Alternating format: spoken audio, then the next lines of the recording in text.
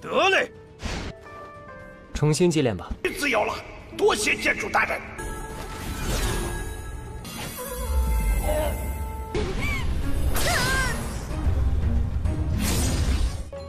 7日后再见。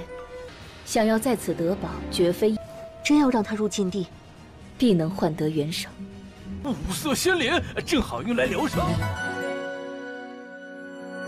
Halo guys, welcome back to Kobe Movie. Dan habis Dewa Suyang, seperti biasa, kita melanjutkan Lord Linfeng. Nah di part 219 UHC tujuan hari ini, kita semua bakal melihat ternyata masalah tidak selesai sampai di sana. Padahal Linfeng sudah mengalahkan Tetua Agung, tapi masih ada aja musuh yang muncul untuk menekan dirinya guys. Dan sosok ini pasti kalian gak sangka-sangka siapakah itu. Selain itu, akan ada hal mengejutkan di akhir yang tentu membuat kalian tertawa sedikit, ya lucu soalnya guys. Oke, jikalau berdasarkan part terakhir, para tetua menyerbu ke tempat leluhur Sui berada. Tetua Jiu Chang langsung melancarkan serangan tanpa henti, membuat Yang Tian tidak berkutik dan ujung-ujungnya kalah telak. Tetapi pedang-pedang yang Jiu Chang gunakan membuat Linfeng sadar kalau itu adalah milik Xiao Tian. Dia pun muncul langsung menemui mereka semua. Linfeng sempat diremehkan, tetapi semua serangan tetua Jiu Chang itu nggak ada gunanya guys. Udah menggunakan harta labu menghisap semua serangan pedang Linfeng, harta itu malah diledakkan. Baru di akhir-akhir dia menggunakan kekuatan terlarang, yaitu kekuatan dari leluhur pendiri. Kuat sekali beradu melawan serangannya Linfeng, tapi Linfeng terlalu overpower ya guys. Cuma dengan satu serangan dan tua. Mau itu teknik terlarang sekalipun hancur semua. Jiu Chang tidak berkutik dan kabur dari sana menggunakan jimat pelarian. Sehingga dengan ini pun kita masuk ke intro ya guys.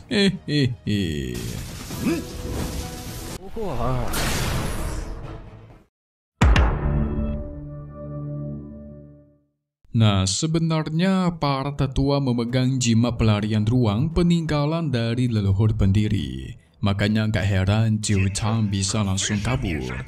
Alasan kenapa senjata-senjata Xiao Tian itu bisa tunduk dikarenakan Jiu Chang menggunakan larangan rune khusus. Larangan tersebut bisa membunuh roh senjata kapan aja guys. Jadi jikalau roh senjata Xiao Tian macam-macam, bakal dibunuh langsung menggunakan larangan itu. Segera Linfeng counter larangan itu menggunakan pola rune miliknya, dan dia pun terbebas. Xiao Tian tinggal membentuk kembali ikatan dengan pedang-pedangnya.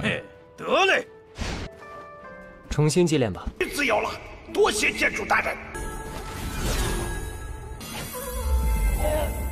Tentu kemampuan Linfeng yang begitu dahsyat membuat Chinese yakin setidaknya dia sudah berada di ranah Air Fairy. Ya, tapi kalau menurut Mimin dan para penonton, ranah Lord kita jauh lebih tinggi. Di sana masih ada pacarnya Yang Tian Tu, yaitu si wanita bercadar. Mereka bingung ini orang harus diapain ya. Xiao Tian mengatakan kepada Linfeng kalau pacarnya Tian Tu memiliki sifat yang jahat, selalu menyuruh Tian Tu untuk menyiksa si Xiao Tian. Sang wanita tiba-tiba berubah, langsung melancarkan serangan ke arah Linfeng. Tapi serangan selama itu tiada gunanya, malah Linfeng pentalkan sampai meninggoy di tempat. 是你心里有鬼吧？ Sebelum mati, sang wanita percaya klan yang mereka bakalan jatuh dikarenakan tindakan Linfeng yang menghabisi Tetua Agung. Ya kalau jahat mah gak heran dihabisi ya kan, masa yang jahat gitu dibiarin. Xiao Tian mengancam para tetua lain. Apakah pengen bernasib sama dengan pacar Tian Tu yang dibantai habis? Tentu para tetua langsung ketar-ketir beralasan tidak berada di pihaknya tetua Jiu Chang. Kedatangan mereka murni cuman karena khawatir dengan keadaan leluhur Sui. Pandai nih bohongnya nih. Leluhur Sui muncul secara tegas menyatakan kalau tetua Jiu Chang diusir dari klan dan dicabut jabatannya sebagai tetua agung. Sementara tetua lainnya diampuni. Tapi kalau sampai mereka berani bertindak seperti ini lagi di masa depan, maka tiada kata ampun alias eksekusi. Segera para tetua pun pamit dengan rasa yang penuh ketakutan. Tidak lupa sang leluhur Sui menyatakan terima kasih setinggi-tingginya kepada Ling Feng. Tentu jasanya yang begitu luar biasa, seperti menyembuhkan benih iblis dari tubuh sang leluhur. Ada permintaan akan coba mereka penuhi. Dari situlah Xiao Tian turun tangan beraksi. Dia meminta obat atau minimal harta tingkat peri. Mulai nih guys, mode serangannya aktif. Ujung-ujungnya Ling Feng lah yang harus minta maaf karena Xiao Tian ngomongnya sembarangan. Nah, sebenarnya klan yang mereka memiliki banyak artefak tingkat peri. Tapi sial, sebagian besar ada di area terlarang. Apalagi dalam proses mendapatkannya harus lolos ujian terlebih dahulu. Ini artinya Ling Feng bisa mencoba melewati ujian-ujian di sana untuk mendapatkan harta langka. Sungguh kebetulan. Leluhur Sui pun mengeluarkan kunci agar mereka bisa pergi ke area terlarang. Nantinya kunci inilah yang akan digunakan untuk membuka kolam peri, artefak peri, bahkan teknik peri yang berada di area terlarang. Ling Feng harus melewati ujian yang berada di kolam peri guys.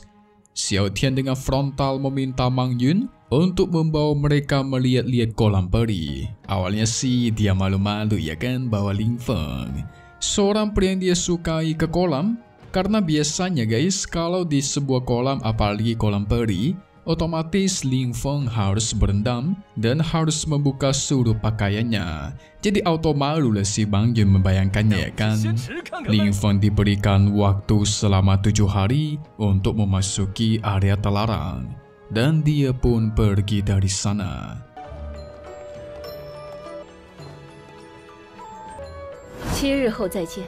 Yang Tian masih ragu membiarkan si Ling Feng memasuki area terlarang guys. Apalagi dia yang berasal dari dunia luar. Tapi yang namanya area terlarang bukanlah hal yang mudah untuk menyelesaikan ujiannya. Jikalau sampai Ling Feng bisa melatih teknik peri yang ada di sana, setidaknya kan mereka mendapatkan bantuan luar biasa dalam melawan ras kegelapan. Cuman kan si Ling Feng dikasih 7 hari doang, belum tentu dia bisa mendapatkan harta di dalam. Leluhur Sui aja nih guys, dia menghabiskan waktu selama 3 tahun, tapi ujung-ujungnya cuma mendapatkan teknik peri tingkat 3. Nah, si Ling Feng dikasih 7 hari doang, belum tentu bisa mendapatkan apapun ya kan. Tapi jikalaupun Ling Feng bisa mendapatkan teknik peri, sangat tidak tentu dia bakal tinggal di klan yang selama-lamanya. Ya, leluhur Sui tidak berharap demikian.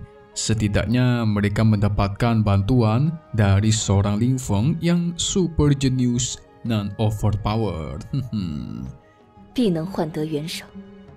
Sementara itu, Ling Feng dibawa ke perpustakaan harta. Maya memberikannya sebuah catatan teknik dari dunia kecil primordial. Langsung Ling Feng coba murnikan dengan kemampuan pola rune. Dalam catatan itu bertuliskan, menyempurnakan energi dengan jiwa melewati petaka untuk menjadi peri. Ini suatu metode yang cukup misterius. Akan Ling Feng coba pahami nanti. Selain metode, Ling Feng juga meminta jimat khusus. Maya memberikannya sebuah buku jimat. Nah, buku jimat ini berisikan jimat pelarian yang ditulis oleh praktisi di ranah tingkat tinggi. Setidaknya jimat ini bisa membuat Ling Feng kabur sejauh 10 mil. Jikalau pengen lebih, maka harus mencapai ke ranah Air Fairy dulu. Rana ternyata sangat berpengaruh dalam mempelajari sebuah teknik ya guys.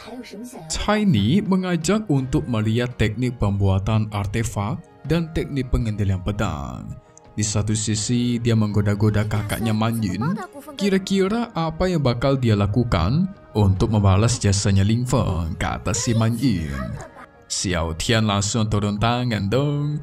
Kebetulan tuanku Ling Feng belum menikah nih, jadi bisa dong kalian nikah. Masuk si Xiao Tian biar Man Yun jadi istri tuannya gitu guys. Lucu sekali. Man Yun cuma tersipu malu, tapi diam-diam sebenarnya dia senang gitu guys.